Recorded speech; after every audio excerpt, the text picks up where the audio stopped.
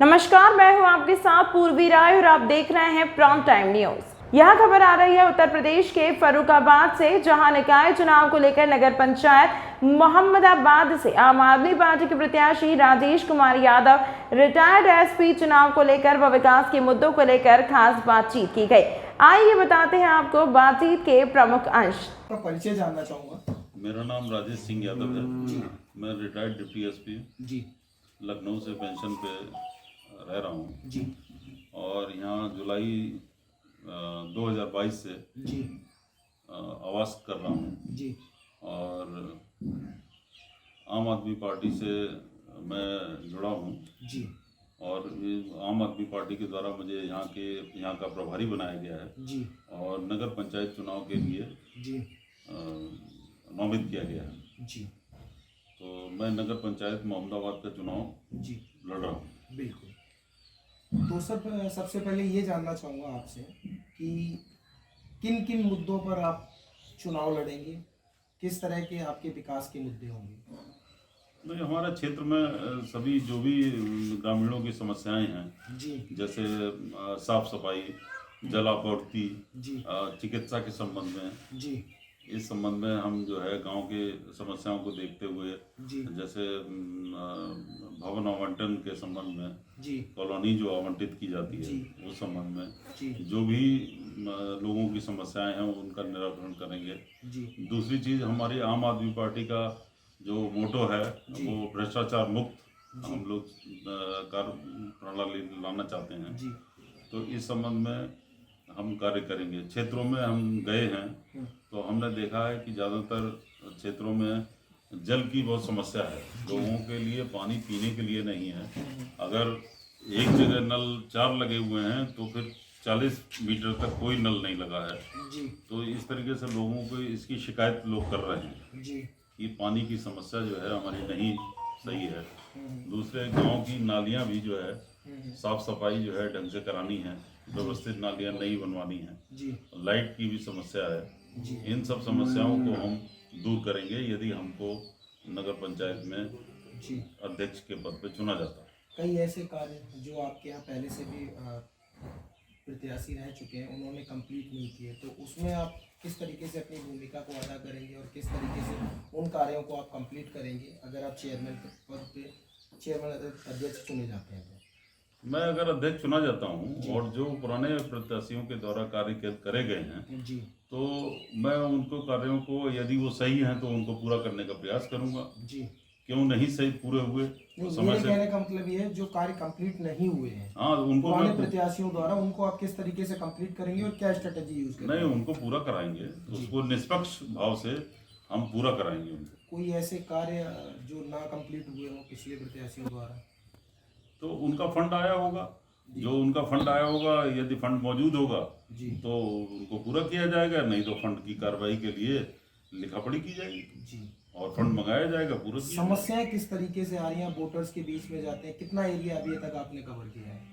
नहीं, हमने पूरा अपना नगर पंचायत एरिया जो है कई बार कवर किया है जी और कई बार मैं लोगों से मिल रहा हूँ। डोर टू सबसे ज्यादा जो समस्याएं आ रही हैं वो किस चीज को लेके आ रही हैं? क्या सबसे ज्यादा समस्या पानी के संबंध में अच्छा आ रही है। जो पानी का पीने का पानी लोगों के पास उपलब्ध नहीं है, जी इसकी सबसे ज्यादा समस्याएं आ रही हैं। जी और जो कॉलोनियों का आवंटन हुआ है जी वो भेदभावपूर्ण तरीके से आवंटित किया गया है। जी वो लोग कह रहे हैं कि हमको आवश्यकता है और हमको कॉलोनी मिली नहीं है। जी तो ये सब शिकायतें ज़्यादा आ रही हैं। आप गवर्नमेंट एम्प्लॉय भी रह चुके हैं और आपको दुनियादारी के बारे में बहुत अच्छी तरीके से पता है। और किस किस तरह की समस्याएं हैं लोगों के बीच में? नहीं, जो गवर्नमेंट एम्प्लॉई मैं रहा हूँ तो उसका फ़ायदा मैं क्षेत्र को देना चाहता हूँ। जी जो मुझे मेरी जानकारी में जो चीज़ें हैं जी वो मैं ग्रामीणों तक, जो अपने नगर पंचायत क्षेत्र के लोग हैं जी उनको मैं सुविधाएं देना चाहता हूँ और उनको सलाह भी देता रहता हूँ। जो मुझसे सलाह मांगते हैं मैं उनको सलाह भी देता हूँ। सोशल वर्क में आप अगर आप अध्यक्ष चुने जाते हैं तो सोशल वर्क में आप किस तरीके से अपनी भूमिका को अदा करेंगे? जैसे नगर पंचायत में किसी गरीब लड़की की शादी है या बहुत सारे ऐसे लोग हैं जैसे विधवा पेंशन होगी, वृद्धावस्था पेंशन होगी, दिव्यांग पेंशन होगी, तो सरकार की तरफ से जो सहयोग है वो तो है ही है, आप अपनी तरफ से किस तरीके से उसमें भूमिका अदा करेंगे? नहीं, सरकार की तरफ से जो योजनाएं लागू की गई हैं जी वो अच्छी हैं और लोगों को वो सुविधाएं मिलनी चाहिए। जी लेकिन वो सुविधाएं लोगों को मिल नहीं पा रही हैं। जी उसमें कुछ कठिनाई ये आ रही है, जैसे वृद्धावस्था पेंशन में अब मैंने देखा एक दो जगह कि वो इस लायक नहीं है कि वो जाकर वहाँ अपने फॉर्मेलिटीज पूरी कर सकें। इसीलिए मैंने आपसे तो- क्वेश्चन किया, तो आप क्या स्ट्रेटेजी तो वो फॉर्मेलिटीज नहीं पूरी कर पा रहे हैं, उनकी मैं मदद करूंगा जी और उनके फॉर्मेलिटीज पूरी करवा कर उनको जो सरकारी लाभ मिलना चाहिए जी वो दिलवाने का प्रयास करूंगा। हमारे चैनल के माध्यम से आप अपने वोटर्स को किस तरीके से रिक्वेस्ट करना चाहेंगे और उनसे क्या कहना चाहेंगे?